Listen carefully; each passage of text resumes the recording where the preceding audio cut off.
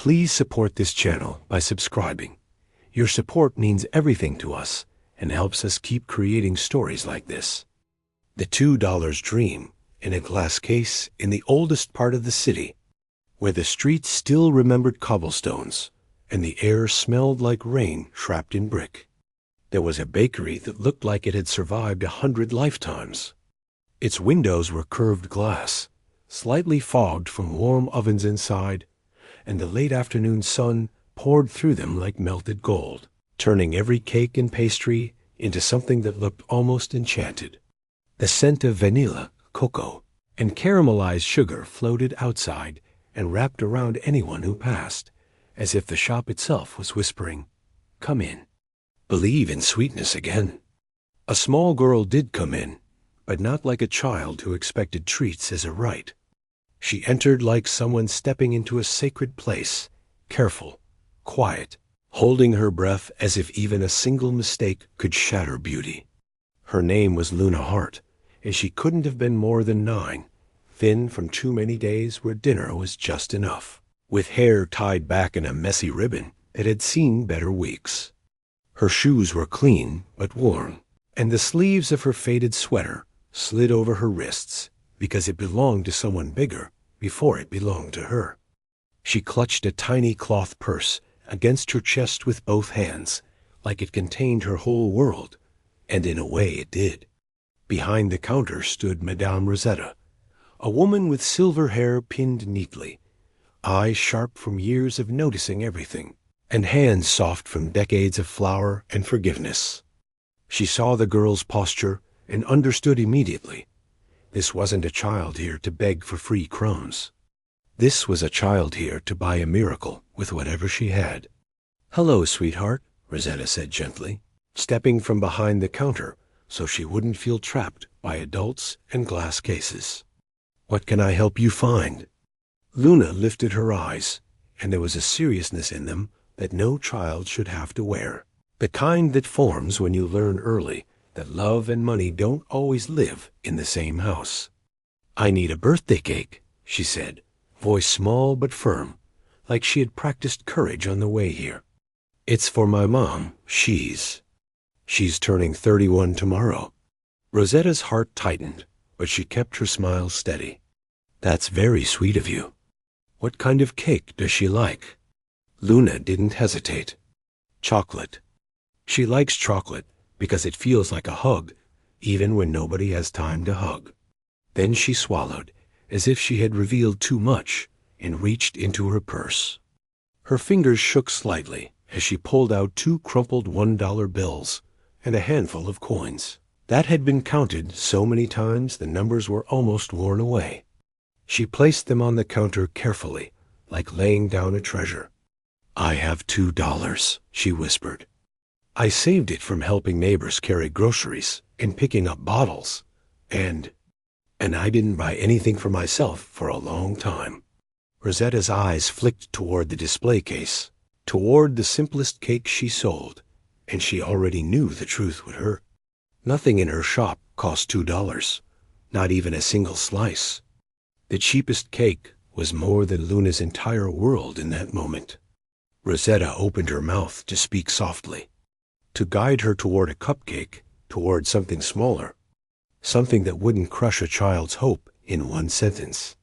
When Luna stepped closer to the glass and stared up at the top shelf, there sat a magnificent chocolate cake 3 layers, with dark glossy ganache, delicate sugar roses, and tiny gold dust along the petals like starlight. Luna's face lit up in a way that was almost painful to see. "That one," she breathed. "That's the one my mom deserves. She works 2 jobs, and she's always tired, and sometimes I hear her crying when she thinks I'm asleep. I just want her to smile tomorrow. Just one real smile." Rosetta's throat tightened, because she knew that cake was a special order, expensive and promised to someone else. And she didn't know how to tell a child that love could be priceless and still not enough at the counter. She was searching for the gentlest words when the bell above the door chimed, and the warmth of the bakery seemed to falter as if the world itself paused to look up. A man entered, tall and unnaturally graceful, dressed in dark velvet that drank the light rather than reflecting it. His hair fell like silver water to his shoulders, and on his head sat a crown so black it looked carved from midnight. But it wasn't the crown that made Rosetta's hands go still. It was his eyes, a deep, impossible crimson, like rubies held to candlelight, filled with a quiet exhaustion that felt older than the building, older than the street, older than any normal human sorrow. He stood behind Luna politely, as if he belonged in no place and yet owned every shadow in it. Most people would have stepped away. Luna didn't. She turned, looked up at him without fear, studied his face like she was reading a story no one else could see, and asked in a clear, honest voice that made even the ovens seem to hush, "Excuse me, sir, do monsters get lonely too?" The question did not echo loudly, yet it struck the room with more force than any shout could have. And for a brief, impossible moment, the vampire king forgot how to breathe, though breath had never truly been necessary for him. He stared down at Luna, this small human child with dust on her shoes and courage in her eyes, and felt something inside his chest shift like an ancient door cracking open after centuries of rust. No one had spoken to him like that in a very long time. Not with fear, not with reverence, not with the careful lies people used when they sensed power, but with simple, unguarded truth. Madame Rosetta rushed forward, apology already forming on her lips, embarrassed and afraid that the girl had offended a dangerous stranger. But the king lifted one pale hand and stopped her without looking away from Luna. Slowly, carefully, he lowered himself until he was crouching in front of the child, bringing his crimson eyes level with her blue ones, the black crown catching the warm bakery light in a way that made it look almost soft. "Lonely?" he repeated, his voice deep and smooth, threaded with surprise, as if the word itself were foreign. Luna nodded, as if this were obvious. "Your eyes look like my mom's eyes when she thinks nobody's watching," she said matter-of-factly. "They look tired." "And sad? Monsters can be sad, right?" The king felt the truth of it pierce him clean through, sharper than any blade ever forged. He had ruled kingdoms, destroyed enemies, watched empires crumble into dust, but no one had ever named his loneliness so plainly. "Yes," he said at last, quietly, the word carrying the weight of centuries. "Yes, little one. Monsters can be very lonely." His name, spoken in whispers across dark realms, was King Alaric Nocturne, ruler of a vampire kingdom, hidden between worlds, feared even among his own kind. A king who had buried everyone he had ever loved under the slow cruelty of time. He had not planned to enter a human bakery that afternoon. He had wandered the city like a shadow, pulled by a feeling he didn't understand, an ache that had followed him for weeks, growing louder the more he ignored it. Now, kneeling before a child with only $2 and an impossible dream, he realized this was the pull. Luna smiled at his answer, not triumphantly, not kindly, but with relief, as if she were glad he had told the truth. "That's okay," she said.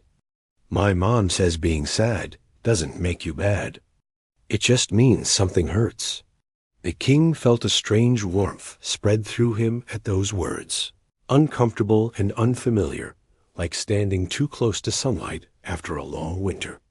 He rose slowly and turned his gaze toward the glass case, following Luna's earlier stare until he saw the cake she wanted, the chocolate masterpiece glowing like a promise that didn't belong to this world. He understood instantly. He understood the math, the impossibility, the quiet heartbreak about to happen. "That cake," he said softly, "is very beautiful." Luna nodded eagerly, then her shoulders slumped. "I know I can't buy it," she admitted, her voice barely above a whisper. "But I wanted to see it anyway. Sometimes seeing something beautiful helps, even if you can't have it." Something inside Alaric broke at that, not loudly, but in a deep, dangerous way. He straightened, his presence suddenly filling the room, and Madame Rosetta felt it like a pressure change before a storm. "How much?" he asked calmly. Rosetta hesitated. "It's expensive, sir." "I asked how much," he repeated, not unkindly. She told him the price, her voice shaking, and Luna's eyes widened as if the number were a foreign language. Before anyone could stop him, Alaric reached into the dark folds of his coat and placed more money on the counter than Rosetta had seen at once in years. Old bills mixed with coins that looked far too ancient to belong in a modern register. "This cake will be hers," he said, then looked down at Luna again. "But not as charity." Luna blinked.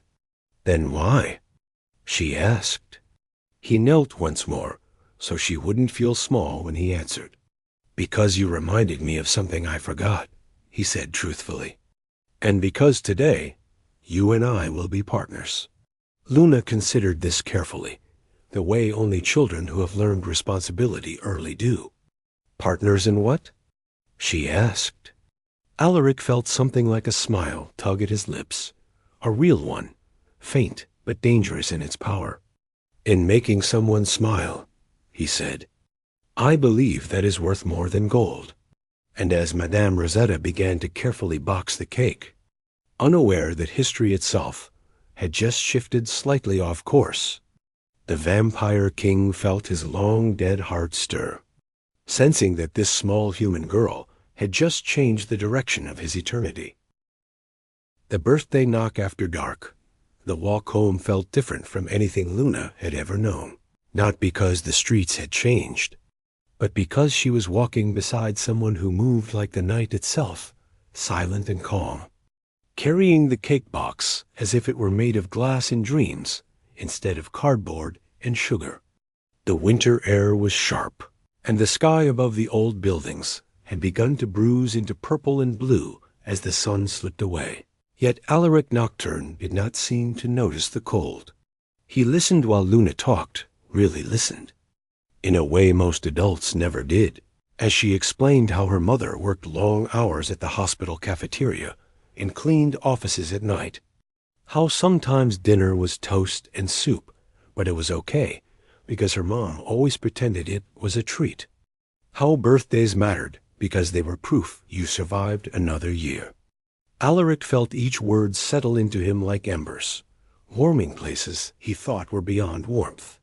When they reached the narrow apartment building with peeling paint and a stairwell that smelled of dust and old meals, Luna skipped ahead, pushing open the door and racing up the stairs, calling out for her mother with a voice full of excitement she hadn't felt all day. Alaric followed more slowly, the world pressing in on him, because the closer he came to that door, the more aware he became of the lie he was living.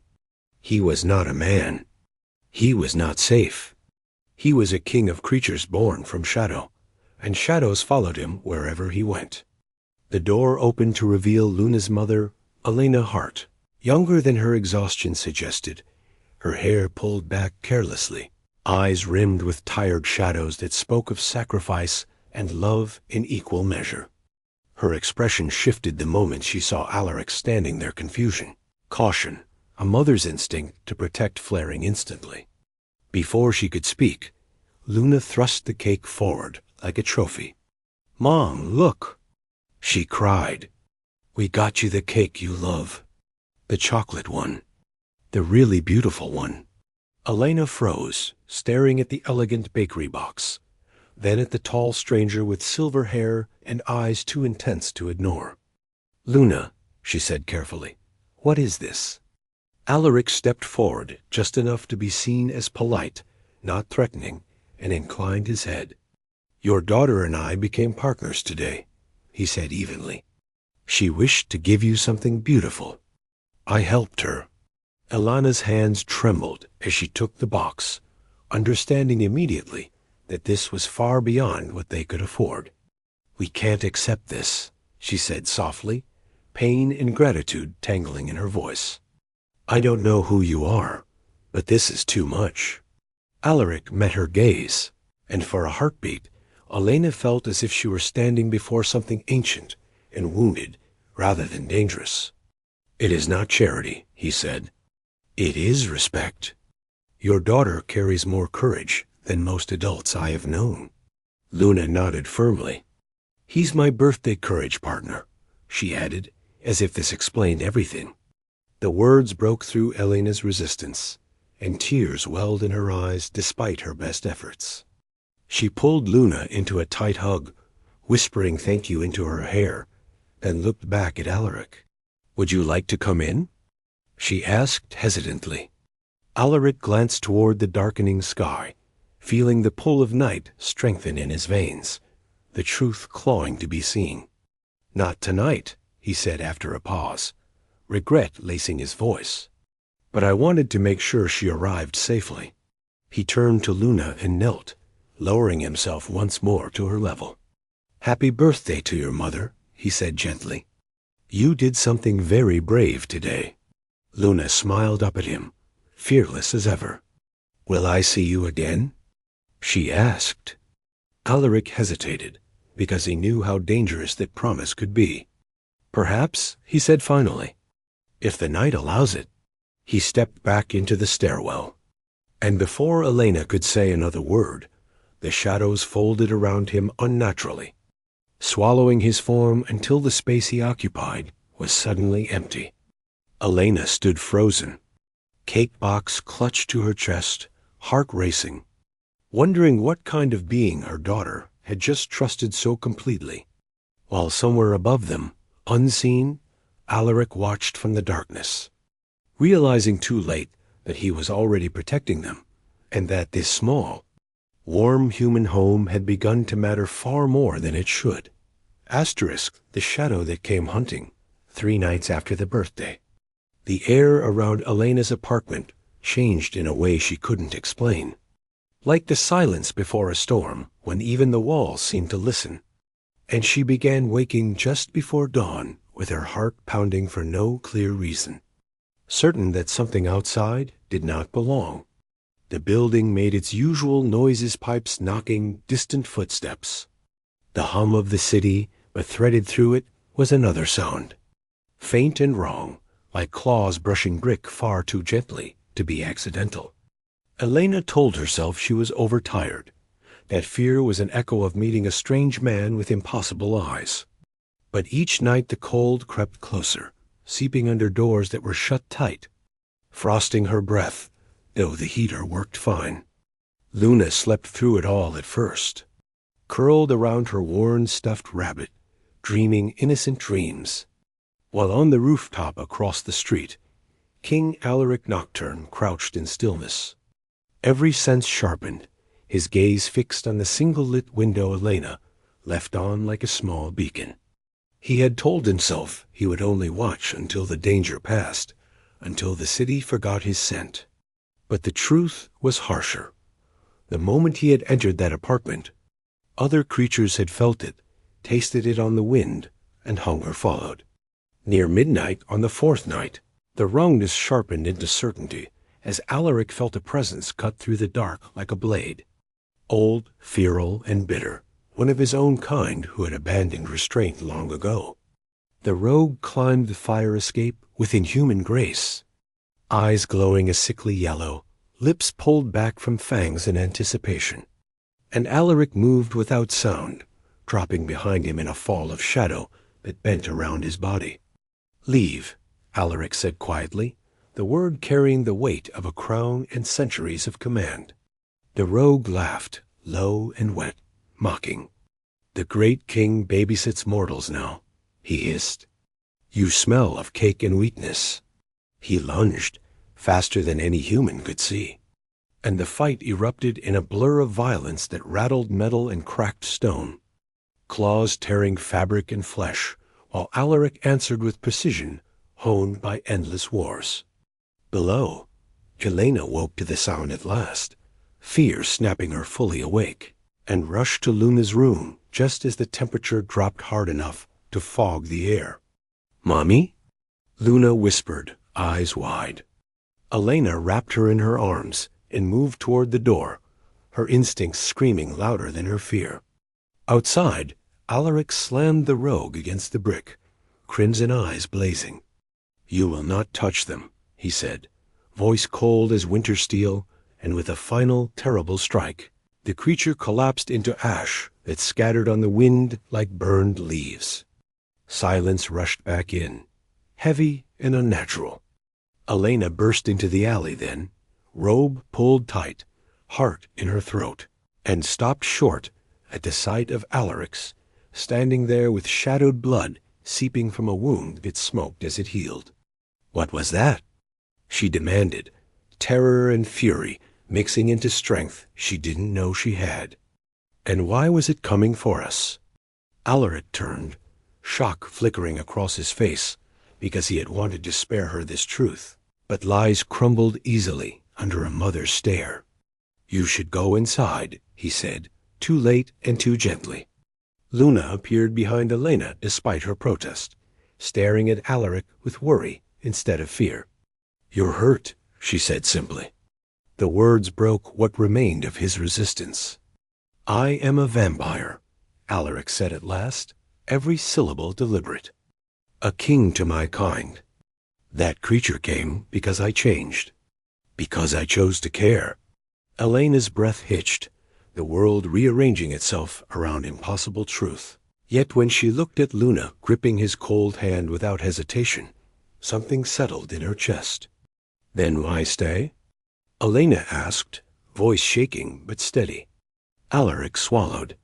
"Because your daughter looked at me and saw something worth saving," he admitted. "And because now others will come. Stronger ones." The night seemed to lean closer as if listening, and Luna squeezed his hand. "You're not a monster," she said. "You're lonely." Alaric sank to his knees then, centuries of control giving way, and for the first time in 300 years, the vampire king allowed himself to be seen as something other than feared. Realizing that protection had already bound them together, and that from this moment on, the shadows would test just how much he was willing to sacrifice for a small human family that had become his weakness and his reason at the same time. Morning arrived quietly after the night of shadows, as if the city itself were pretending nothing extraordinary had happened. But inside the small apartment, everything felt changed, stretched thin between fear and something fragile and hopeful. Alaric sat on the worn couch, shoulders squared yet heavy, while Elena cleaned the last traces of dark ash from the floor with shaking hands, trying to focus on ordinary movements because the truth was too large to hold at once. Luna hovered between them, her stuffed rabbit tucked under one arm, watching Alaric with concern that cut deeper than accusation ever could. "Does it still hurt?" she asked, nodding toward his shoulder where torn fabric had already begun to mend itself, the wound closing in a way that defied every rule Elena had ever known. "Pain fades," Alaric answered honestly, then paused, realizing how hollow that had once sounded to him. "But some things linger." Elena finally turned to face him, exhaustion etched into her posture. "You said others will come," she said. "Because of us?" Alaric nodded once. "Because I allowed myself to be seen. Because kindness is a scent my enemies can follow." The words tasted bitter, and for a moment he looked ready to retreat back into the night, to erase himself from their lives for their safety. But Luna suddenly disappeared into her room and returned seconds later with a folded piece of paper and a handful of crayons. She climbed onto the couch beside him without asking, as if it were the most natural thing in the world, and unfolded the paper in his lap. It was a drawing, simple and uneven, colored with bright, fearless strokes. A little girl in the middle, holding hands with a woman on one side and a tall crowned figure on the other. A crooked sun in the corner, hearts floating everywhere. At the bottom, written carefully in childlike letters, were two words that shattered what remained of Alaric's defenses: "My family." His breath caught, a sound Elena had never expected from a creature who claimed centuries of existence, and his hands trembled as he held the paper like a relic. "I made it after your birthday," Luna said softly. "I was going to give it to you next time I saw you." Alaric closed his eyes, and something broke open inside him, not violently, but completely, like ice melting after endless winter. "I don't deserve this," he whispered. "I have ruled with blood on my hands. I have failed kingdoms." Elena stepped closer, voice gentler now. "And yet you stood between my child and death," she said. "That matters." Alaric looked up at her, crimson eyes raw with emotion. "Caring will destroy me," he said quietly. "It already has. Word is spreading among my kind. They say I've grown weak, that I've forgotten what it means to be king." Luna frowned, considering this carefully. "Maybe you forgot what it means to be happy," she said. "Those aren't the same thing." The simplicity of it struck him harder than any accusation from the vampire courts ever could. Elena sat beside him then, close enough that he could feel her warmth, and for the first time he didn't pull away. "You don't have to choose everything right now," she said. "But you don't get to decide alone anymore." That night, as Luna slept between them on the couch, clutching her rabbit and the drawing, whispers began to move through dark places far beyond the city. In ruined castles and underground halls, ancient vampires gathered, speaking Alaric's name with disbelief and anger, calling him broken, dangerous, unfit to rule if he allowed mortals into his heart. Some wanted him punished, others wanted him saved from himself, but all agreed on one thing: a human woman and her child were now the center of the king's greatest weakness. Alaric felt it too, the pull of approaching danger, the tightening of a noose made of loyalty and betrayal, and as dawn crept through the window, he realized with painful clarity that the drawing in his hands was not just a gift. It was a declaration. He had been named family, and in the world of kings and monsters. That meant there would be a reckoning. The reckoning arrived not with thunder, but with silence so deep it pressed against the skin, and Alaric felt it hours before it happened, a tightening in the night that told him the courts had decided. Elena was making weak coffee in the small kitchen when the streetlights outside flickered and died one by one, darkness spilling forward like ink, and Luna sat cross-legged on the floor coloring, humming softly as if she could sense fear and was pushing back against it in the only way she knew. Alaric rose slowly, already stepping into the space between them and the door, because kings learned early where to stand when war came to their homes. The air folded, shadows thickened, and 4 figures emerged from the dark, as if the night itself had learned to walk. Ancient vampires, dressed in ceremonial black, eyes glowing with judgment rather than hunger. At their center stood a tall woman with white hair and eyes like polished stone, her presence heavy with authority. "Alaric Nocturne," she said, voice echoing unnaturally. "You have broken the covenant. You have bound yourself to mortals." Elena's heart hammered, but she did not move away from Luna. Alaric lifted his chin, crownless but unbowed. "I have protected the innocent," he replied. "If that is a crime, then the covenant is already rotten." The court murmured, displeasure rippling like cold water. "You are king because you are untouchable," the woman said. "Because you ruled without weakness. Step away from the humans, return with us, and your throne remains." Luna looked up then, eyes wide but steady, and walked to Alaric's side, slipping her small hand into his. "He's not weak," she said clearly. "He's brave." The court recoiled, some in disgust, others in something dangerously close to doubt. Elena's voice shook, but it held. "If you want him," she said, "you'll have to go through us." A laugh rippled through the vampires, cruel and sharp understandings colliding. Alaric felt the choice crystallize, clear and irreversible. He knelt, not before the court, but beside Luna, bringing himself level with her and Elena. "Whatever happens," he said softly. "Know that meeting you was the greatest truth of my life." He rose and faced the court, power rolling off him now, no longer restrained. "I will not abandon them," he declared.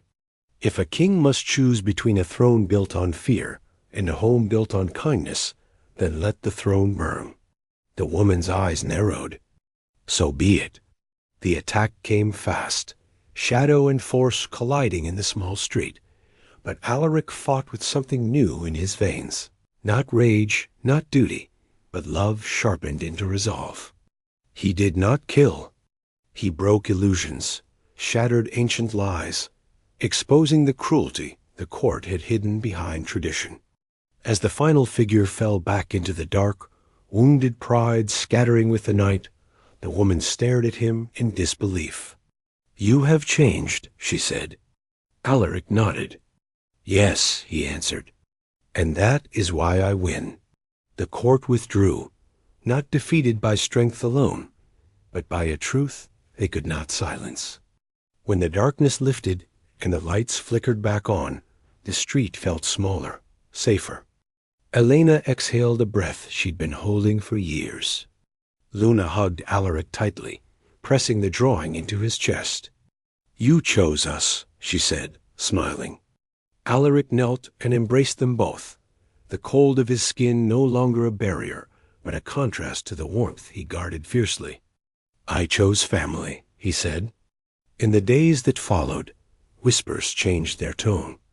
The king who protected mortals became a symbol, not of weakness, but of justice. Other vampires followed his example, and the old courts began to crack. Alaric did not return to a throne of stone. He built a new kind of kingdom, one where power served compassion. And in a small apartment with mismatched furniture and laughter that came easier now, a lonely king learned that respect, kindness, and courage could rewrite even the darkest destiny. Sometimes the greatest power is not ruling the night, but choosing to protect the light.